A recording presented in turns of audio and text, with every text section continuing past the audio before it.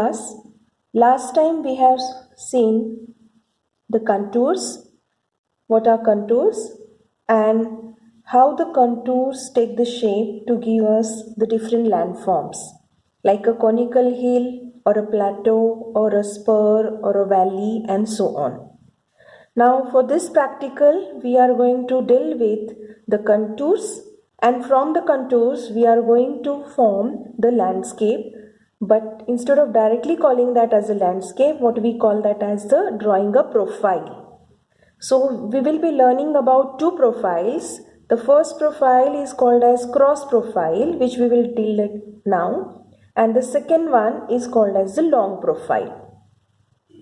So if you have the contours of a particular region, then from those contours we can draw a cross profile and come to know that how actually the landform will look in the field.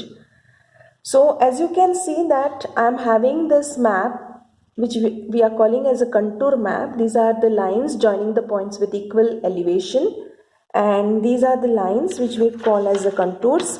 If I just take it close, then you can see that there are values which are associated with each contour.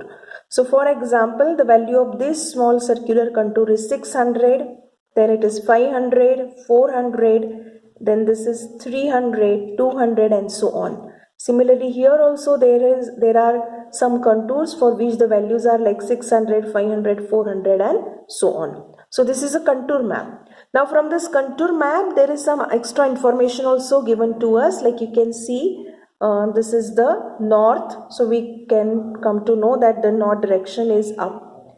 Then at the bottom there is written as CI is equal to 100 meters. CI stands for contour interval.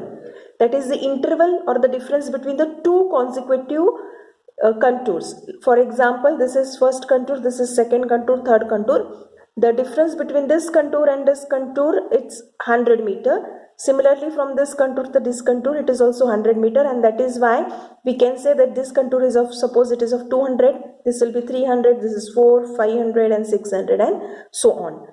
Apart from this, there is some extra information also given, like the scale. Of course, the verbal scale is there, sometimes even the graphical scale will be given. Now the verbal scale is given over here as 1 centimeter is equal to 10 kilometer, right? Now what information we are going to use from this map is basically the contour interval. So we come to know that the difference between each contour is around 100 meters. So this is your entire contour map that you can see over here. Now for today's exercise, which we are going to draw a cross profile, what we are going to require? As usual, you will require a scale, you'll require a pencil, and apart from this, what you are going to require is a graph paper. In your journal, these graph papers are already provided to you. You can take any one graph paper and on that you are going to draw, where you will be writing all the details which are being asked on the top, which I'll discuss as and when we'll draw on the graph paper. If you don't have a journal, you can draw it on a normal graph paper, a centimeter graph paper you can buy, and you can draw on that. Apart from this, you will also require a strip of paper. So you can take any blank paper and make out a strip out of that, and we are going to use that strip. So as I told you, this is our contour map, and I have put the values of each of the contour in red color for you to understand it clearly. Our contour interval, remember, it is 100 meters. Now we will start with the procedure for doing the cross profile. As I told you, for the cross profile you are going to require a strip of paper. Now what we are going to do is that we are going to put two points, if they are not given already on the map, as point A and point B, but in this case I have already marked these 2 points. So this is point A over here and this is point B. We are going to put this paper strip over this contour map joining these 2 points A and B. So I am going to put this strip over here joining point A and B. Remember, you should not move your strip of paper till the entire marking is done. So I'll start marking. Now how's this marking going to be done? What we are going to do is that we will start with point A. So wherever point A is there, I'll be marking that point A on my strip of paper over here. So this is my point A over here. Then I will mark all the intersection points wherever the contour line is intersecting my paper strip. So this contour line, it is intersecting over here. So I will mark it, the line over here. This point will be marked on the strip of paper. Then the next one, then the third one, and so on. I'm just putting the points wherever the contour lines are intersecting the paper strip. I'm marking those on my paper strip.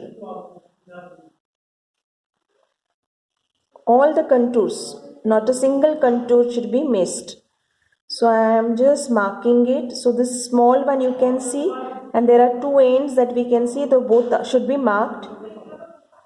So in this manner, we are going to mark all the intersection points of the contours. Those are intersecting with the paper strip, and marking is to be done on the paper strip. So I have marked everything right from point A till the last intersection point of the contour, and the last one that we are going to mark is the point B. So we know this, the last point is point B. We will write it over here. So we'll write here as point as B. The first marking was obviously point A, so we'll write A, and rest all the markings that we have done, we will have to observe the contours. Like say for example, this was the first marking. You can just follow the contour and you will get to know the value is 100. So here I am going to write it as 100. Then the second one that you can see, this one, this line, it is 200. So the second marking will be written as 200. Then the third marking is of 300. Then you can follow the contour. The next one is 400. After that the line is 500. After that this line you can see it is 600. Now when I mark this line, you can see that this contour itself is coming, this contour, it is again coming back over here. So it is one and the same contour, so the value will be same. It will again be 600 over here.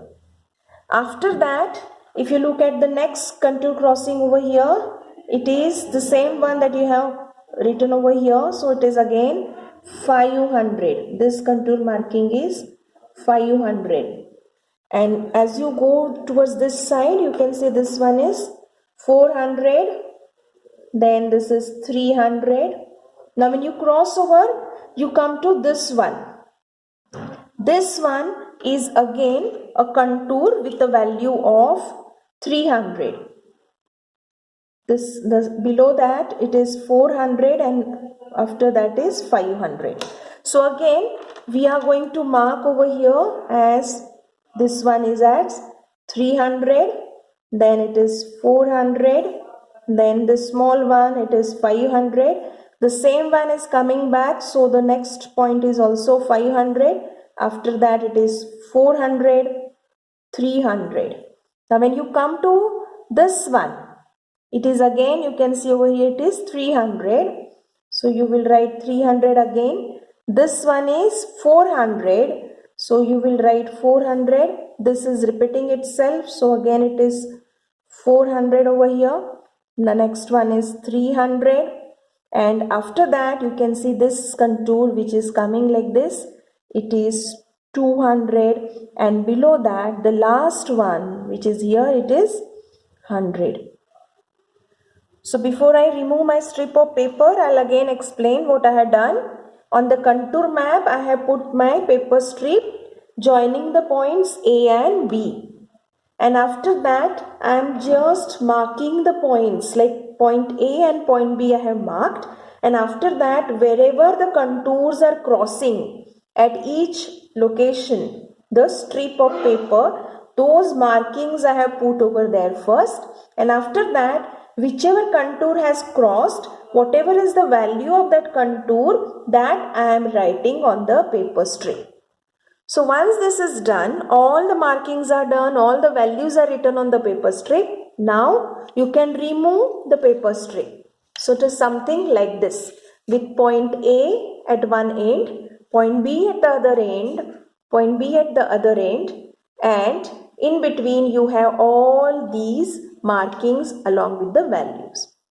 Once this is done, now you can remove your contour map. You have to take now the graph paper. So this is your graph paper which you are going to use. You have one axis over here, other axis over here. What we have to do is that we have to see the length of the strip. So if I try to fit the strip over here, you can see certain points are going beyond the graph paper. So we will not use this side for marking this. Instead of that, we can move the graph paper in this manner, take it in a landscape form. Now you can see if I start at this point, all the points are fitting on the graph paper. So what I am going to do is that I am going to consider this side of the graph as x-axis and this side of the graph as the y-axis. And once I have determined that, I will just draw a simple straight line over here. I can leave one cell over here and start with the second and draw a simple straight line over here. Straight line over here as the x-axis.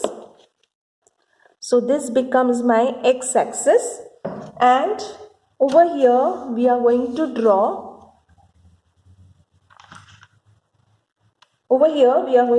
the y-axis.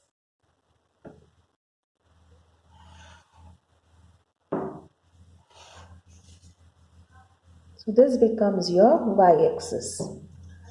I'll again make it dark for you to understand. So this is the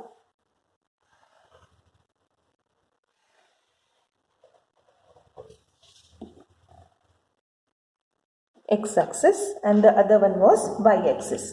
Now what we are going to do is that we will put our point A at this intersection of x and y-axis, and maybe B point is going slightly out, but let it go. We are going to put this strip like this in this manner on this x-axis, and whatever markings we have done, whatever markings we have obtained on the graph paper, like starting from this first marking of 100, I am going to just transfer those markings onto the graph paper. So let's say for example this is a marking of 100, so I'll just mark it exactly over here is my marking of 100.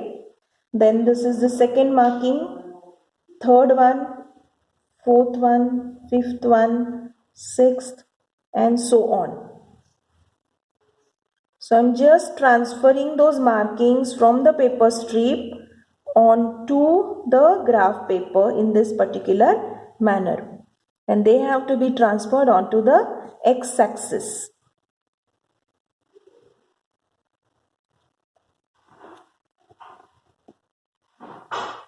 So once I have transferred all the markings, it will look something like this. Then below these markings we are also going to write all these values, those are there, those we are going to write below these markings.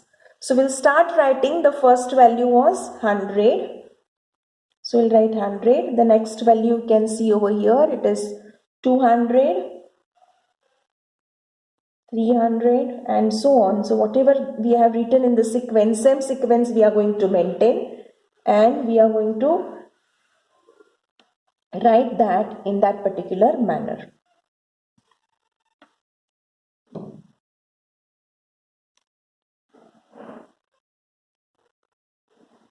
So I'm just writing the same numbers over here, maintaining the same sequence, and not missing a single value, otherwise our diagram will not come correct.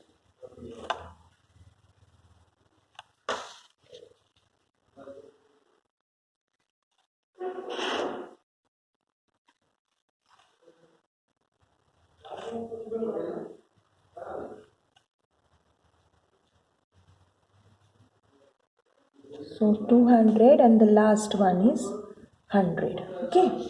So once we have transferred everything, then the work of this strip is over. We'll keep it aside.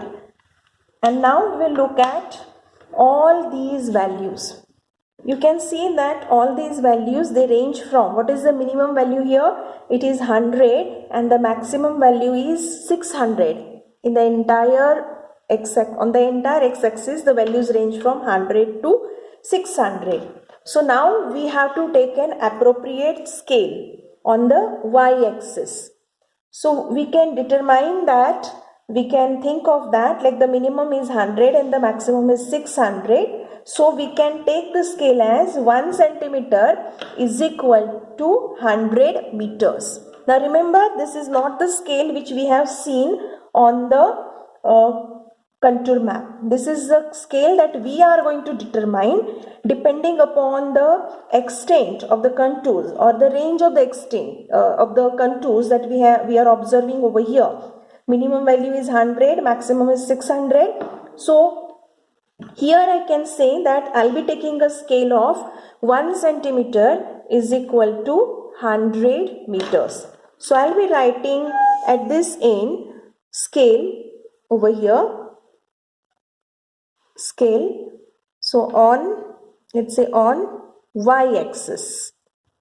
So what is the scale on y-axis? We are going to determine 1 centimeter is equal to 100 meters. So that is the scale that we are going to decide over here. On y-axis it is 1 centimeter is equal to 100 meters. Now once we have decided that, we will do the markings for the y-axis now. So this is our y-axis. This is our y-axis over here. So here we know that this each marking over here, dark one, it is of 1 centimeter. So this is 1 centimeter, which I'll call as 100 now. Now here it will become 200, 300, 400, 500, 600. So we have to go up to only 600, but one more I'll write over here. So what I have done over here, as you can see again, the close-up view, on the y-axis I have taken a scale 1 centimeter is equal to 100 meters. So each 1 centimeter I have done a marking. So it is 100, 200, 300, 400 up to 700 I have done the marking and I have written the values over there. Now the next step. For the next step, what we are going to do is that we are going to look at the first marking over here. It is 100. So we want to go vertically like this up to 100 meters. We already have a marking of 100 over here. So using a scale, I'll just put the scale like this at that point. And where is our 100? Oh, it is over here. So come here, and wherever it intersects, we are going to put a marking over here.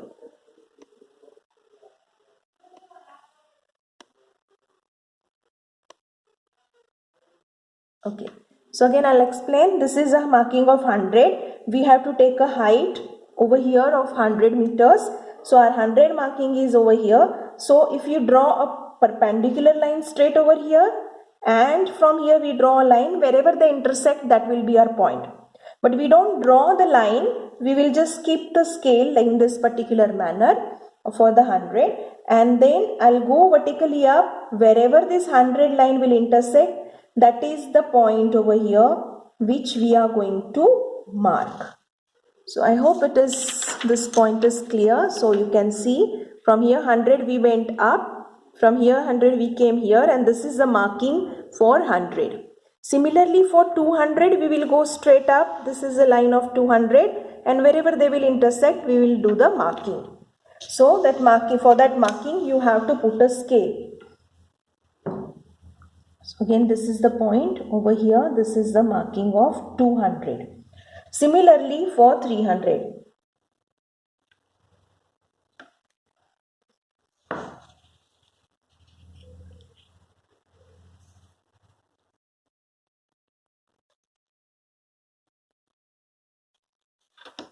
So I'm just going on marking it. The intersection point of this 400 and this 400 over here. Next is 500.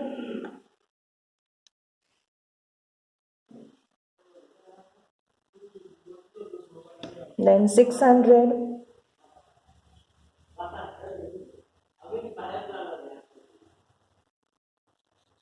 Then again 600, it is repeating.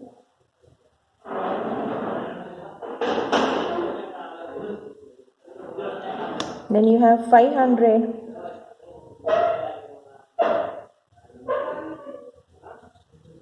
Then it's dropping down, it is coming to 400. Then next is 300.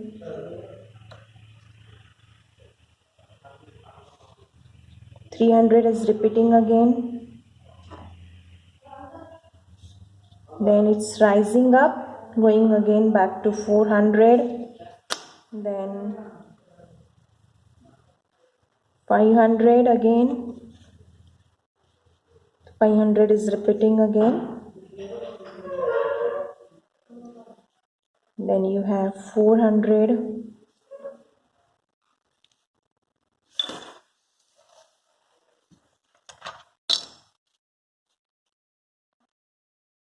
Then it's 300. Again 300. Then 400 rising up again. Next is again 400.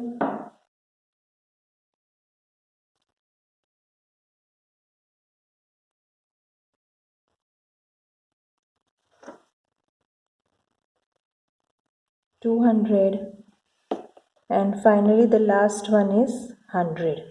Okay, so in this manner you have the markings.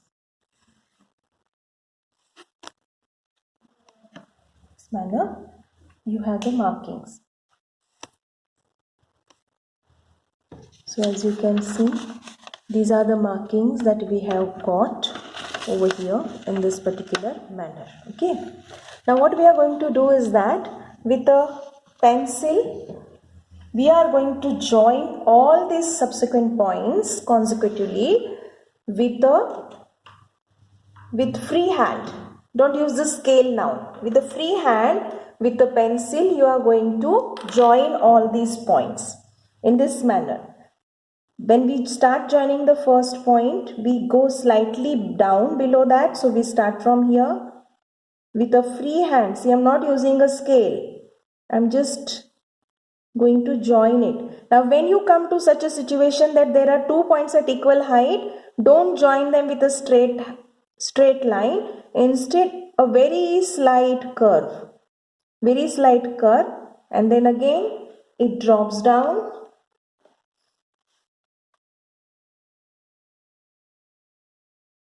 When it comes down, then again a slight curve, down it is, and again it goes up. Again, when they are having the same elevation and they are above, so above that you have to draw a small curve as I told you. Again join the points with a smooth curve.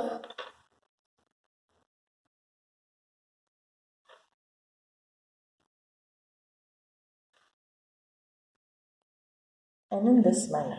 So once you have joined all the points, now you can look at the diagram. It gives us a picture of a hill complex where you are having multiple peaks over here. These peaks are very small because elevation is only ranging up to 600 meters, but nonetheless you can have a feeling of how in field this particular area will look. When you look at it, what you find is that there are overall 1, 2 and maybe a third, a little flatter one, a peak is there or a high rise ground is there, but this is how it will appear. And this was your original contour map, and for this contour map you have taken a profile along this AB line, and what you saw was, or what you got the cross profile is this cross profile. So once this cross profile you have got, then below this curve in this area you can shade it using a simple pencil or a brown color pencil. You can shade it if you want to. But this is your cross profile. The title of this exercise is cross profile, which you will write on your graph paper. Scale is must. You have to write the scale on y-axis, and this is the way that you will be proceeding for drawing a cross profile. Remember, once the cross profile is done, along with your contour map, along with your graph paper, you have to staple this particular strip of paper also. You have to maintain the strip of paper along with this graph paper in your journal. So that was the cross profile. Thank you.